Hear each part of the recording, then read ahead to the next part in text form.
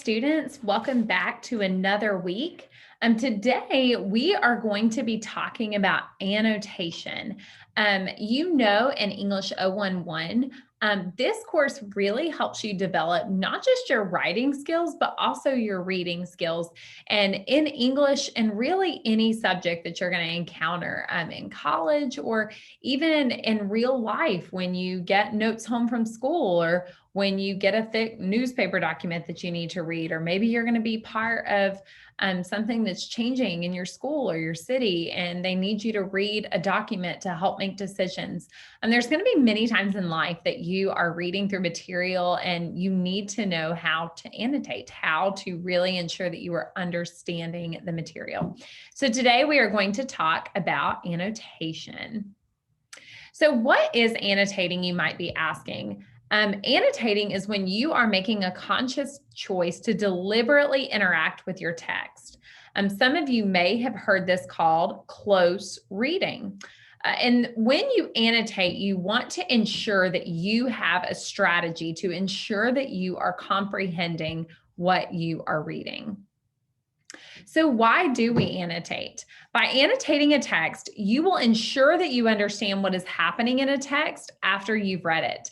As you annotate, you should note the author's main points, shifts in the message or the perspective of the text, key areas of focus, and your own thoughts as you're reading the work.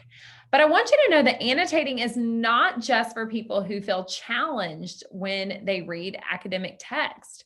Even if you regularly understand and remember what you're reading, annotating will help you summarize the text. It will help you highlight important pieces of information. And ultimately, this is going to prepare you to discuss the writing prompts that your instructor gives you. Annotating means that you are doing the hard work while you're reading through things, allowing you to reference your previous work, and you have a clear jumping off point for the future. So if you're in my English 111 class right now, we are writing what we call a eulogy essay, but you may be in another professor's English 111 class. And what annotating is going to do is it's really going to build those skills so that you know what your writing prompt is. We're going to talk about some strategies in a little bit, and I want you to keep those strategies in mind when we talk about the handouts you receive that help you, that are the prompts for the essays that you're going to be writing. So let's talk about the steps to annotating a source. The first thing that you are going to do is you are going to survey. This is your first time through the reading. You're going to look through the article, the handout, the chapter, the book. You're going to ask if the article is a useful and trustworthy source, who wrote it, who published it, who is the audience, okay? You're going to note the title. What does it tell you about the article's topic or argument?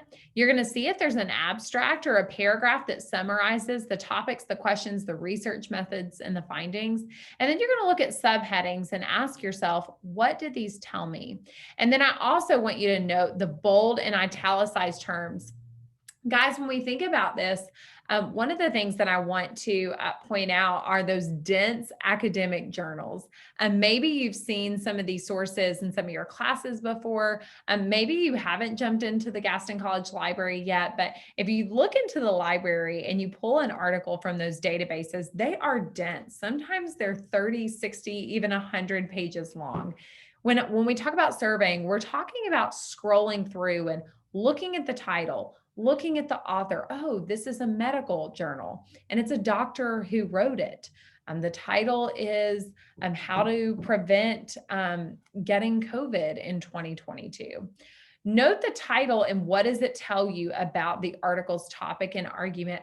If you think about all the articles that are out there today about the political atmosphere that we're in, you can typically read the title and that is enough to indicate what audience that particular article is geared towards.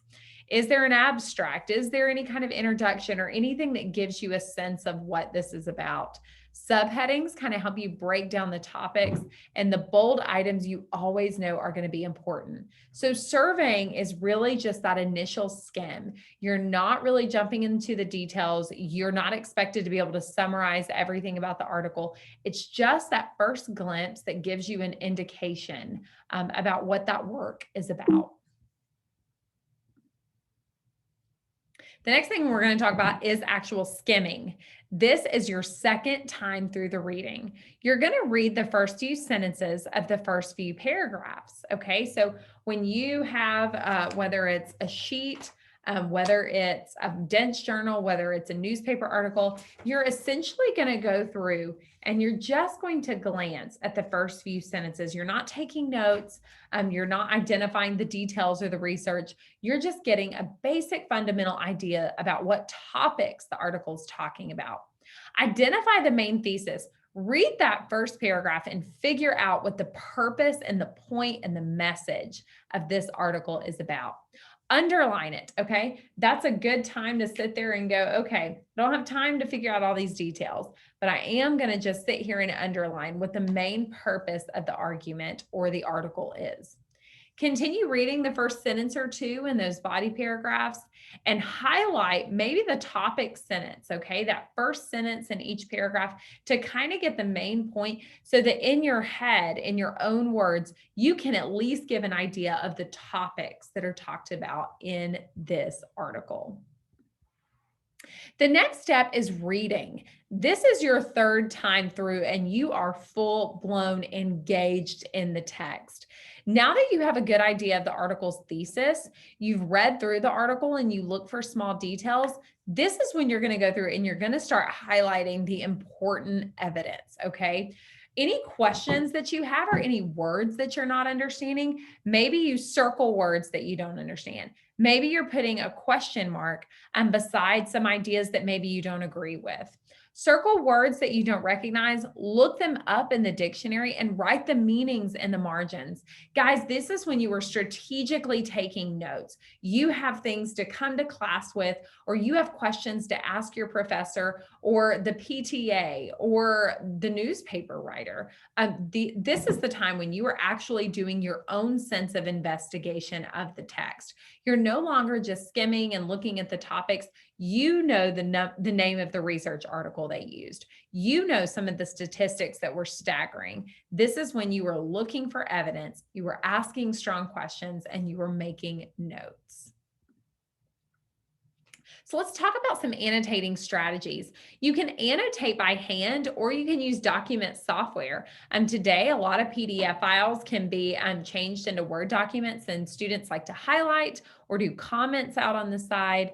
But you can also, of course, always print and highlight. You can also annotate on Post-its if you have a text that you do not want to mark up. As you annotate, consider these strategies to make the most of your efforts.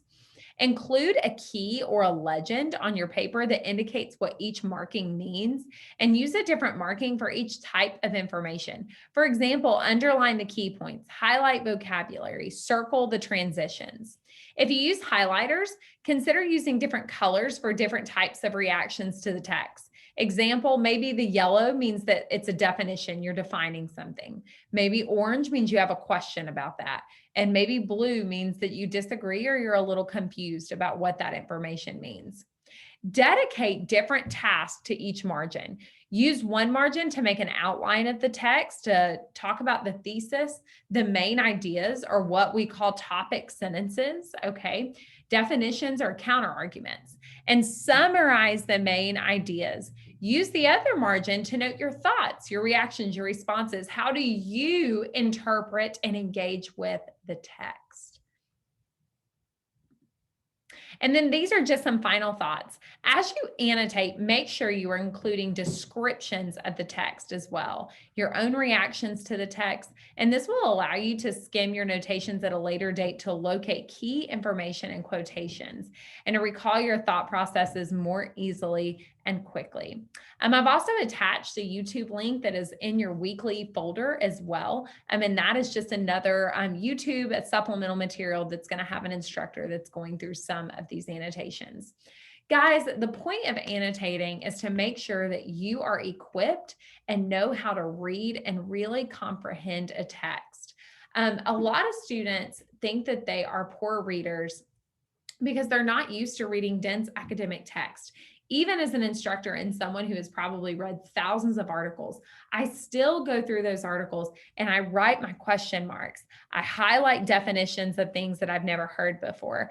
I make notes of responses that I have if the research is confusing to me or if I'm not quite understanding. And those notes allow me to go to an expert or go to someone else so that I can better equip myself to understand the text.